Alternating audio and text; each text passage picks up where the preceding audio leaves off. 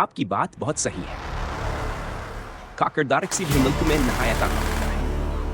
वह कुदरती आफात, दहशतगर्दी और दीगर हंगामी हालात में हमेशा पेश रहते हैं और अपनी जान हथेली पर रखकर अवाम की हिफाजत करते हैं।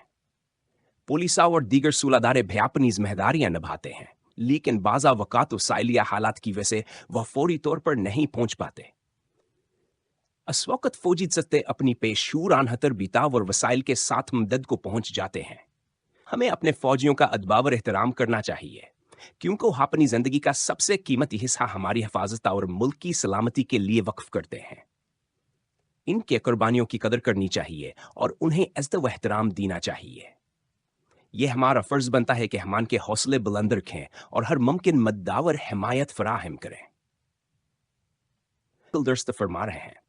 फौज के जवान वाकई में किसी भी बहरानिया हंगामी हालत में सबसे पहले पहुंचकर मदद फराहम करते हैं, चाहे वह कुदरती आफात हों, बारिश, सैलाब, जिलजिले या दहशतगर्दी के वाकयात हों। फौज हमेशा पेश रहती है और अपनी जानों को खतरे में डालकर आवाम की हिफाजत करती है। फौज के जवान मुख्तलिफ मौके पर अपनी खिदमात फराहम करते हैं, जैसे कुदरती आफात के दौरान रेस्क्यू और रिलीफ का काम, दहशतगर्दी के खिलाफ जंग में हैस हलीना और अवाम को महफूज बनाना, खुराका और रोजगार की फराहमी, दूर दराज इलाकों में मदद फराहम करना जहां दीगर अदारे पहुंचने से कासिर हों।